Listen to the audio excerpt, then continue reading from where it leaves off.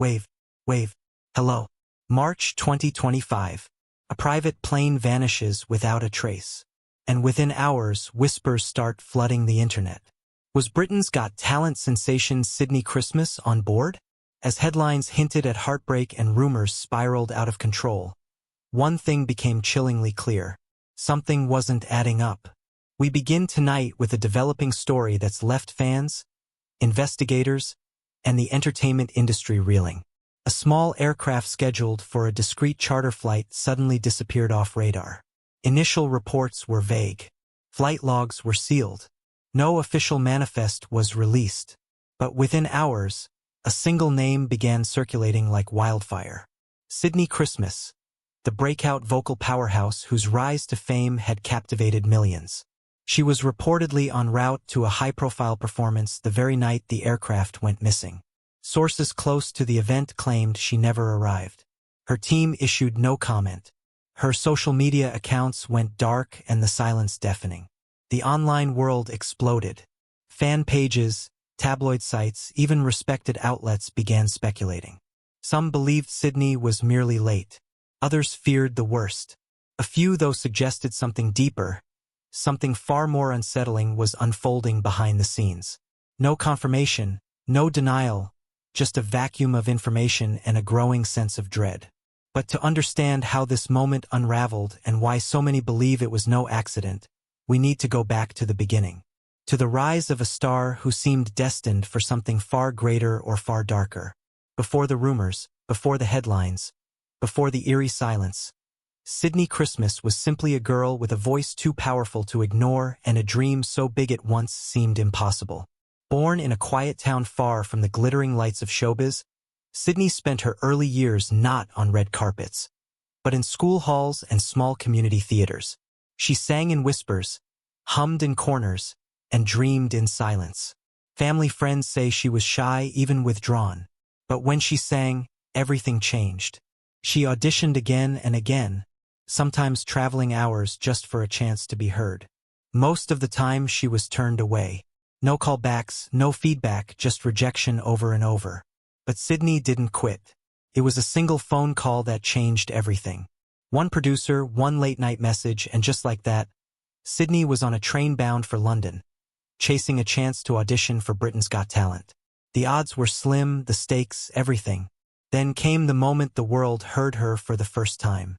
A haunting rendition that left the judges speechless and the audience on its feet. Clips of that performance went viral within hours. By morning, she wasn't just another contestant.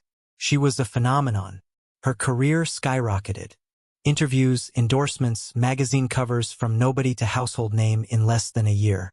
But as one insider quietly remarked, she always looked like she was waiting for it to disappear. And maybe that's because she knew something we didn't. Coming up, even as her star rose, subtle signs began to surface, ominous messages, late-night calls, and a strange feeling that something wasn't right. What was Sydnie sensing? And did she try to warn anyone before it was too late? Even at the height of her fame, those closest to Sydnie Christmas say something always felt off. She smiled on stage. She laughed in interviews. But behind the camera, friends recall quiet moments of unease. Nights when she couldn't sleep. Days when she'd stare into space as if listening for something no one else could hear. Weeks before her final performance, Sydnie began confiding in select members of her inner circle. She spoke about feeling watched, about shadows that followed too closely. She joked nervously that her rise had come too fast to be safe. Most dismissed it as pre-show anxiety. After all, who wouldn't be nervous with the world watching? But the signs grew harder to ignore. A cryptic message reportedly arrived in the dead of night. No sender, no signature, just a single sentence. Don't trust the quiet. A scheduled meeting with a well-known celebrity was abruptly cancelled after what sources describe as a disturbing coincidence.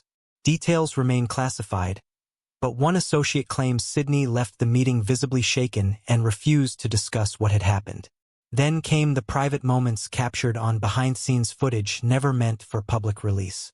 A hand shaking before a performance, her eyes darting off camera during a backstage interview.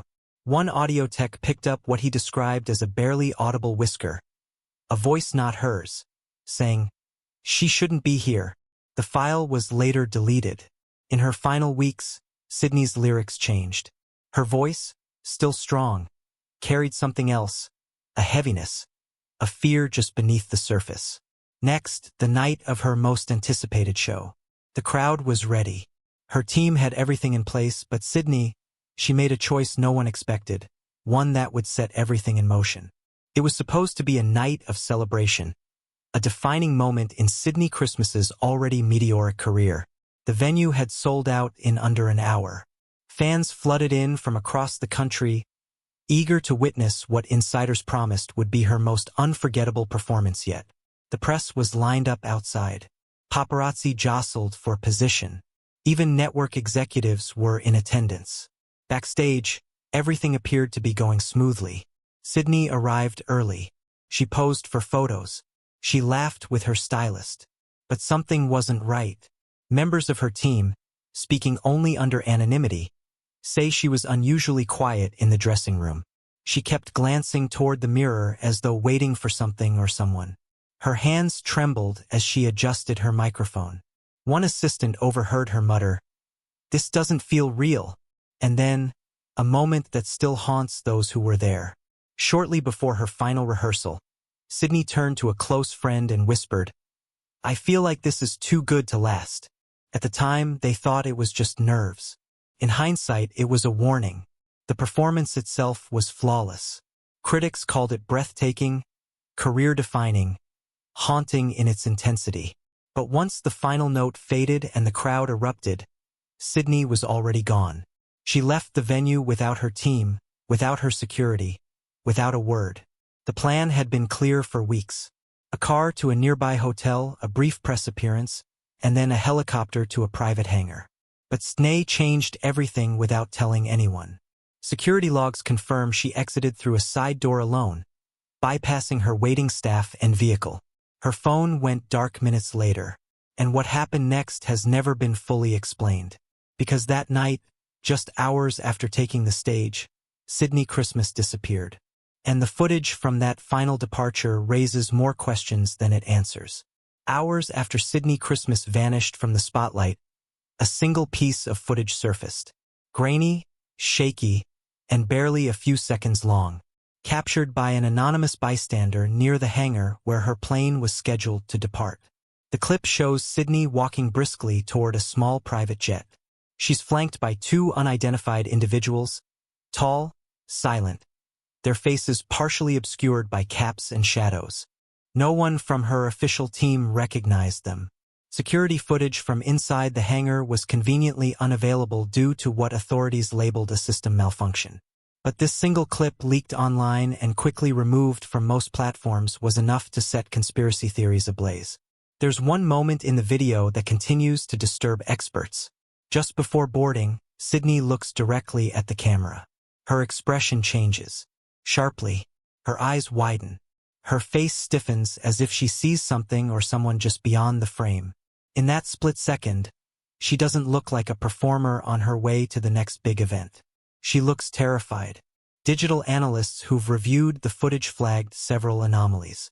Frames that skip, a low-frequency hum beneath the audio that doesn't match any known aircraft or hangar machinery.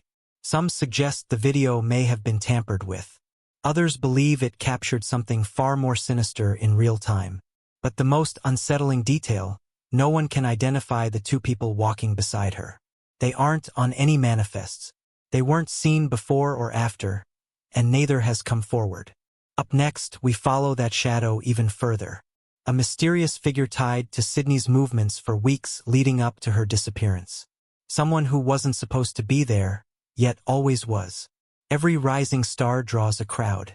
Managers, stylists, publicists, all orbiting the spotlight, hoping to ride the wave of success.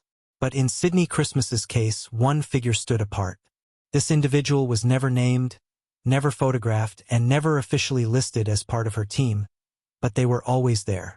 Eyewitnesses say the figure, described as wearing a dark coat, cap pulled low, appeared at multiple events in the weeks leading up to Sydnie's final show. Rehearsals, airports, even private hotel lobbies. Never interacting, never intervening, just observing. Security teams dismissed them at first until Vigny surveillance revealed something chilling. This same person was seen slipping through side doors, hovering just out of frame, always departing minutes before or after Sydnie herself. And then they vanished. On the same night Sydnie disappeared, this so-called shadow was seen leaving the venue through a rear loading dock, bypassing all exits under surveillance. No one has seen them since. But the deeper we dig, the stranger it gets. Sources close to Sydnie's management say that just days before her disappearance, she received a handwritten letter left at her dressing room door. There were no fingerprints, no return address, only a single initial signed at the bottom. The contents of that letter have never been made public. But one insider claims Sydnie read it alone, folded it carefully, and said only one thing. They know. What did she mean? Who was they? And was this letter connected to the shadow figure who kept reappearing just outside her reach? Coming up, a phone call just 33 seconds long with a warning so blunt and so chilling it might have predicted the entire tragedy before it ever happened. 2 days before her final performance, Sydnie Christmas received a phone call that would later send shivers through everyone who heard the details. The call lasted exactly 33 seconds. The voice on the other end was distorted, robotic, altered beyond recognition. It wasn't a message of encouragement. It wasn't from a fan. According to someone close to Sydnie, the voice said just 5 words. Don't take the plane. No explanation, no identity, no way to trace where the call came from. When Sydnie mentioned it later, she brushed it off as a prank. Maybe a crazed fan, she guessed. Maybe someone trying to scare her. But behind closed doors, that call clearly lingered in her mind. Because in the hours leading up to her disappearance, Sydnie's behavior changed dramatically. She stopped responding to messages. She turned off her phone for long stretches. And then she told a friend something startling. She'd been researching alternative routes to the venue, car services, train tickets, even requests for private security escorts. She was actively planning to avoid flying. But something changed. The very next day, her phone was wiped clean, completely. Photos, texts, chat history, browser logs, gone. A full reset that, according to tech experts, could not have occurred accidentally. It was a deliberate scrub. That same morning, her friends couldn't reach her. Calls went straight to voicemail. One friend received a strange text, just a single line. I'm going off the grid for a while. Hours later, she was seen walking to the hangar alone. All of this, the deleted phone, the warning call, the sudden shift in behavior paints a picture that's far from random. But the most disturbing moment was still to come, and it wasn't captured on camera.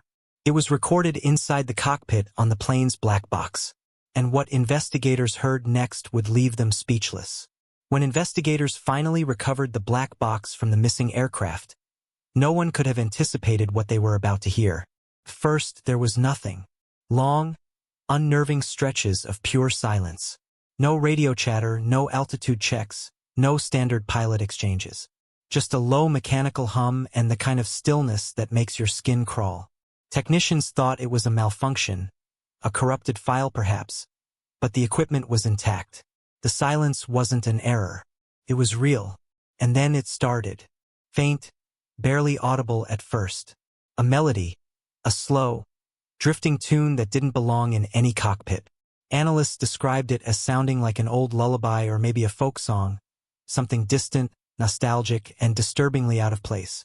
They played it over and over, but no one could identify its source. It was as if the music was leaking in from somewhere else, a room the microphone shouldn't have picked up. Then just as abruptly as it began, the melody stopped. That's when the voice came in. A whisper right against the microphone. Too close. Too deliberate. Not Sydnie's voice. Not a pilot's. Something other. She was never meant to leave. Then static. A harsh, ear-splitting burst that cut the recording off completely. The investigation team froze. What had they just heard? Who had spoken those words? And how could a voice, one unaccounted for, have gotten so close to the aircraft's internal recorder? No additional voices followed, no final transmissions, no sound of impact, just that chilling phrase echoing in the ears of everyone who heard it. Next, how Sydnie's loved ones reacted when the silence broke. what her family endured in those agonizing hours, and why a longtime friend may hold the final missing piece of the puzzle. While the world scrolled for updates and tabloids raced to print rumors, Sydnie Christmas's loved ones were living a nightmare behind closed doors. In a small, dimly lit living room far from the public eye, her parents, lifelong supporters who never missed a recital, a rehearsal, or a moment of her rise, sat huddled in silence. Grief hung in the air like a fog. They held hands, they waited, and they prayed. Outside, reporters gathered like vultures. Cameras flashed, microphones hovered, but inside, time stood still. Sydnie's mother was seen stepping outside briefly, visibly shaken, shielded by family members. She said nothing. Her eyes said everything. But it wasn't just the family grieving in silence. One person closer to Sydnie than anyone else was preparing to break hers.